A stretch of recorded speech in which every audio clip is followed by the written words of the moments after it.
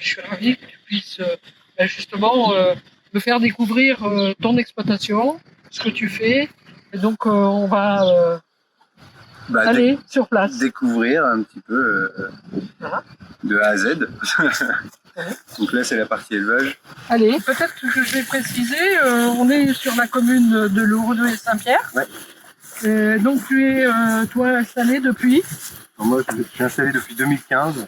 Émilie s'est installée sur la ferme de ses parents en 2011. Et j'ai repris les parts de son père. D'accord. Là, on est à la base sur la ferme des parents et Émilie. D'accord. Bon, la famille était déjà... Alors moi, j'étais déjà plus de paysan. Voilà. Et toi, tu fais de l'élevage et voilà. Je sais que tu fais du pain également. Donc, une partie des céréales est consacrée à l'alimentation humaine directement. Et donc transformée en farine et en pain une fois par semaine. Une fois par semaine, d'accord. Bon, on ira tout à l'heure voir justement le pain. Là, on va... tu nous emmènes où alors, donc là? Là, on est dans les champs juste à côté de la maison où on élève nos petites génisses en fait, qui vont devenir des futures vaches. Donc on essaie d'aller les voir régulièrement pour qu'elles s'habituent à nous et qu'elles soient gentilles et dociles. Et dociles. Elles n'aient peur de personne. Voilà. Donc tu as sur combien d'hectares? On a 150 hectares en tout, 45 vaches mères avec toute la suite parce qu'on engraisse tout en bio. Et donc tous les animaux sont engraissés à l'âge de 3 ans. D'accord. Ils partent à l'abattoir à 3 ans. Donc ils sont finis sur le territoire pour pouvoir justement après être dans l'assiette. Voilà, alors on espère consommer localement, mais ça c'est pas gagné parce que nous on est en filière longue. Oui. On vend les animaux sur pied. Consommer local c'est bien, mais il faut aussi qu'on puisse fournir de la viande sur notre territoire national. Bah, bien sûr. Donc il nous faut bien aussi une filière longue. Ouais, voilà, c'est ça. Voilà. Et nourrir les villes. Parce que nourrir les villes. Les consommateurs sont en ville, sont dans les grandes villes surtout. Donc... Les vaches au milieu de Paris, c'est plus compliqué. C'est plus compliqué. C'est vrai que notre territoire est plutôt adapté. Là. On est sur une terre d'élevage. Oui, mais permet aussi la culture de céréales et donc l'autonomie des fermes. Ça, c'est important de ne pas être dépendant en fait, des vendeurs d'aliments, surtout en bio qui coûtent très cher. Quoi. Donc, en élevage, tu es en autosuffisance? Ouais. Là, maintenant, totalement. Donc, en ayant 150 hectares, on n'est pas très chargé. C'est-à-dire qu'en fait, on n'a pas beaucoup d'animaux sur une grande surface. Le nombre de têtes On a 45 vaches. Donc, le nombre de têtes, on arrive quand les petits veaux sont nés et que les plus gros ne sont pas encore partis à l'abattoir, on arrive à 180 animaux. 180, d'accord. Voilà. Oui. C'est déjà pas mal. C'est déjà pas mal. Allez, venez. Allez, viens. Viens, ma belle, viens. Donc là, en fin de compte, tu les limites tu déplaces ton fil. Je déplace pas mon fil, mais je fais des parcelles. C'est ce qu'on appelle le pâturage tournant. Voilà. Le but du jeu, en fait, c'est de les laisser pas longtemps sur la parcelle pour pas qu'elles épuisent après, et donc de les faire tourner régulièrement. Ouais. Très important, c'est une technique qui se fait de plus en plus. Ouais, bah, je pense qu'il faut parce que c'est une des clés de l'autonomie. Et puis de la préservation des sols. On est sur un territoire où il y a beaucoup de haies qu'il nous faut préserver, qui sont importantes aussi pour laisser des zones d'ombre pour les animaux. Il y a la possibilité de s'inscrire dans des dispositifs sur l'entretien des haies. On s'est inscrit pour la valorisation des haies, pour avoir un vrai diagnostic des potentiels et de production et aussi en termes de sauvegarde de biodiversité et d'habitat en fait, notamment pour les oiseaux. De ne pas tailler à n'importe quelle période de l'année. Il me semble en fait que la majorité des paysans ont oublié aussi l'intérêt également agronomique des haies, notamment en termes d'habitat pour la faune auxiliaire. Par exemple, tout ce qui est rapace, d'avoir des haies assez hautes, ça permet d'avoir des perchoirs et en fait puissent voir leur proie. Pour pouvoir s'attaquer notamment aux rongeurs qui parfois viennent dans le maraîchage, c'est important. Oui. Par exemple. En maraîchage, c'est très important. Très important. Mais dans les cultures aussi, même des fois dans la production d'herbes, ça peut avoir des conséquences. Donc c'est sensible à cette question. Ouais, enfin de ma formation, parce que j'ai fait un BTS gestion et protection de la nature, et du coup effectivement j'en suis un peu sensible. On nous demande de le faire au niveau de la PAC, mais on nous incite pas forcément à le faire au niveau financier, quoi.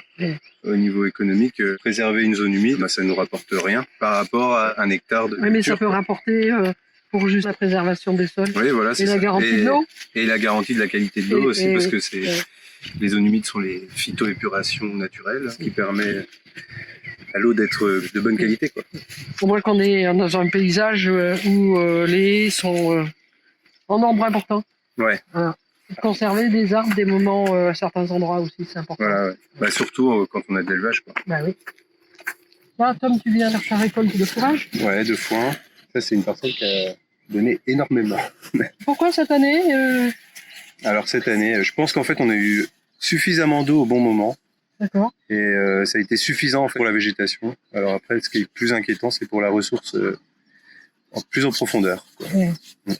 Donc là, t'es assuré de pouvoir tenir. Là, mon hiver est assuré. Là. Ton hiver est assuré. Maintenant, et si jamais on avait une situation de sécheresse intense l'été, ça te permettra aussi. je pense que là, avec ce qui nous reste à récolter encore, je pense que ça devrait aller. D'accord. Là, cette année, on est en excédent au niveau. Oui, ce qui n'était pas le L'an cas, dernier, c'était chaud. C'était chaud, ouais. Mais on a eu un automne clément qui a permis en fait de laisser les vaches à l'herbe longtemps et avec de l'herbe de qualité en plus. Il n'y a plus de règles maintenant, faut s'attendre à tout. Donc, ce qu'il y a, c'est qu'il faut qu'on prenne la mesure justement en agriculture de ce changement climatique qui est. Va falloir s'adapter, quoi. Voilà. Et ne pas à tout prix essayer de maintenir les mêmes pratiques parce qu'il y a des choses qui ne fonctionneront plus de toute façon. Je peux en venir sur les méga-bassines, mais on en arrive à stocker de l'eau pour garantir la même agriculture. Est-ce qu'elle est souhaitable? Oui. Voilà, je ne sais pas. C'est une question.